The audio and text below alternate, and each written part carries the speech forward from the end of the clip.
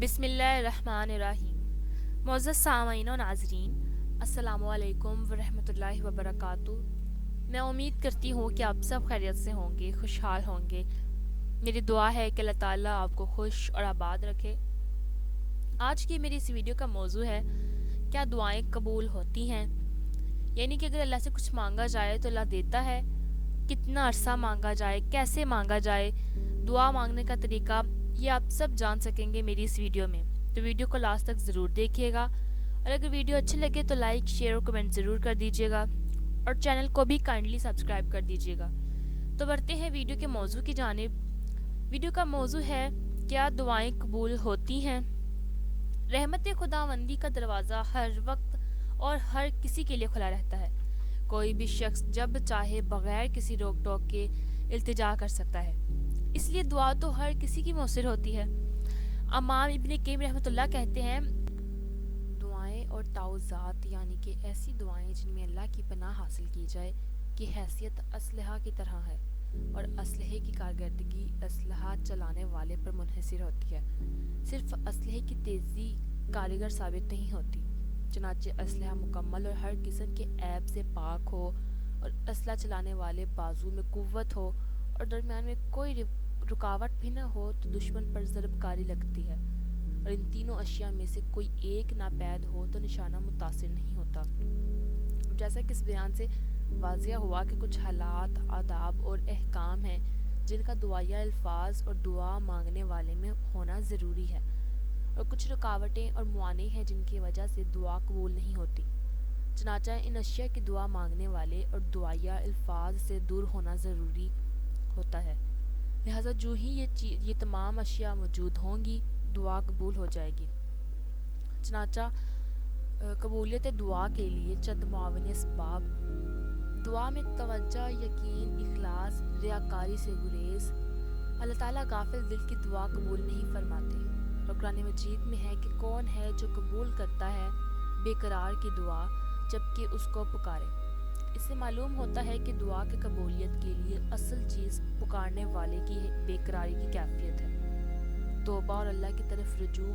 چونکہ گناہ دعاؤں کی عدم قبولیت کے لیے بنیادی سبب ہے، اسی لیے دعا مانگنے والے کے لیے ضروری ہے کہ مانگنے سے پہلے گناہوں سے توبہ و استغفار کرے۔ عاجزی، انکساری، خشوع و خضوع یعنی قبولیت کی امید، اور دعا مسترد ہونے کا خوف حقیقت میں دعا کی روح ہوتی ہے، اور دعا کا مقصود اور دعا کا مغز ہوتا ہے۔ دعا الہا کے ساتھ بار بار کی جائے، دعا کرنے میں تنگی اور سستی کا شکار نہ ہو، خوشحالی کے وقت دعا کرنا، آسودگی میں کثرت سے دعائیں مانگنا۔ اس بارے میں نبی صلی اللہ علیہ وسلم نے فرمایا، خوشحالی میں اللہ کو تم یاد رکھو، زبوں حالی میں وہ تمہیں یاد رکھے گا۔ احمد نے اس روایت کے بارے میں کہا ہے کہ دعا کی ابتدا اور انتہا میں اللہ تعالیٰ کے اسماء حسنی اور صفات باری تعالیٰ کا واسطہ دیا جائے، جو ام الحکام، واضح اور اچھی دعائیں اختیار کی جائیں۔ چنانچہ سب سے بہترین دعا نبی صلی اللہ علیہ وسلم سے ثابت شدہ دعائیں ہیں۔ ویسے انسان کی ضرورت کے مطابق دیگر دعائیہ الفاظ سے بھی دعا مانگی جا سکتی ہے۔ دعا کرنے کا انداز نامناسب ہو، دعا کرنے والے کا دل یعنی کہ دعا کی قبولیت کے راستے میں بننے والی رکاوٹوں میں شامل امور۔ دعا کرنے کا انداز نامناسب ہو، دعا کرنے والے کا دل اللہ تعالیٰ کی طرف متوجہ نہ ہو، یا پھر اللہ کے ساتھ بے ادبی کا انداز اپنائے۔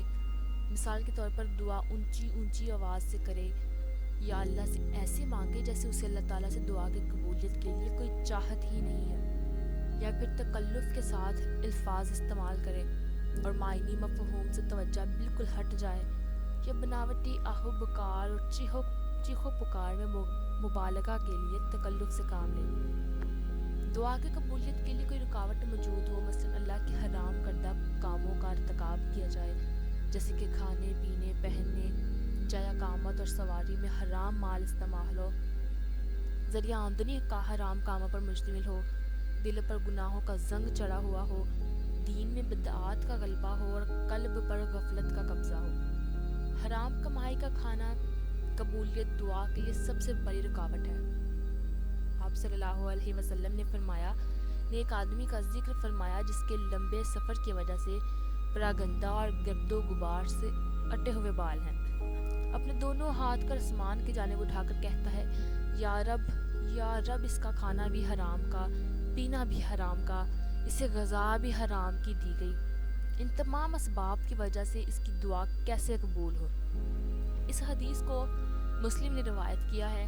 نبی صلی اللہ علیہ وسلم نے اس شخص کا ذکر کرتے ہوئے کچھ امور بھی بیان فرمائے جن سے دعا کی قبولیت کے امکان زیادہ روشن ہو جاتے ہیں، مثلا کہ وہ مسافر ہے، اللہ کا ہی محتاج ہے، لیکن اس کے وجود دعا اس لیے قبول نہیں ہوتی کہ اس نے حرام کھایا۔ اللہ تعالی ہمیں ان سے محفوظ رکھے اور عافیت نصیب فرمائے۔ دعا کی قبولیت کے لیے جلد بازی کرنا اور مایوس ہو کر دعا ترک کر دینا، مشیت الہی پر قبولیت دعا کو معلق کر دینا، مثال کے طور پر یہ کہنا کہ یا اللہ اگر تو چاہے تو مجھے معاف کر دے۔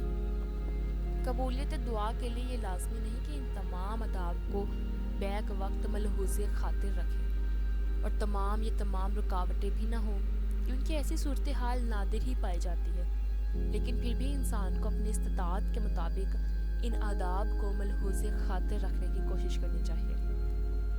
آدمی کی ہر دعا اللہ تعالیٰ قبول فرماتے ہیں، مگر قبولیت کی شکلیں مختلف ہوتی ہیں۔ کبھی بعینہ وہی چیز ادا کر دی جاتی ہے جو اس نے مانگی تھی، کبھی اس سے بہتر چیز ادا کر دیتے ہیں، اور کبھی اس کی برکت سے کسی مصیبت کو ٹال دیتے ہیں، اور کبھی بندے کے لیے اس کی دعا کو آخرت کا ذخیرہ بنا دیتے ہیں۔ ایک اور حدیث میں ہے کہ اللہ تعالیٰ رحیم و کریم ہے، جب بندہ اس کے سامنے ہاتھ پھیلاتا ہے تو اسے حیا آتی ہے کہ اسے خالی ہاتھ لوٹا دے۔ اس لیے اگر کسی وقت آدمی کی منہ مانگی مراد پوری نہ ہو تو دل توڑ کر نہ بیٹھ جائیں، بلکہ یہ یقین رکھے کہ اس کی دعا تو ضرور قبول ہوئی ہے، مگر جو چیز وہ مانگ رہا ہے وہ شاید علم الہی میں اس کے لیے موزوں نہیں، یا اللہ تعالیٰ نے اس سے بہتر چیز عطا کرنے کا فیصلہ فرمایا ہے۔ حدیث میں آتا ہے کہ آن حضرت صلی اللہ علیہ وسلم نے فرمایا ہے، مومن بندہ اللہ تعالیٰ سے جتنی دعائیں کرتا ہے، اللہ تعالیٰ ایک ایک کی وضاحت فرمائیں گے کہ یہ یا تو اس کا بدلہ دنیا ہی میں جلدی عطا کر دیا گیا یا اسے آخرت میں ذخیرہ بنا دیا جائے گا۔ دعاؤں کے بدلے میں جو کچھ مومن کو آخرت میں دیا جائے گا، اسے دیکھ کر وہ تمنا کرے گا کہ کاش دنیا میں اس کی کوئی بھی دعا قبول نہ ہوئی ہوتی۔ اسی لیے اپنی دعاؤں میں عاجزی پیدا کریں اور دعاؤں کے آداب بھی جانیں۔ میں امید کروں گی ناظرین کہ ویڈیو پسند آئی ہوگی، ویڈیو کا موضوع آپ کو اچھا لگا ہوگا۔ اگر ویڈیو اچھی لگی ہو تو لائک، شیئر اور کمنٹ ضرور کیجیے گا، اور کائنڈلی چینل کو سبسکرائب کر دیں اور بیل آئکن کو پریس کر دیں تاکہ اپلوڈ ہونے والی ہر نئی ویڈیو کا نوٹیفیکیشن آپ کو ملتا رہے۔ اپنی دعاؤں میں یاد رکھیں۔ اللہ حافظ۔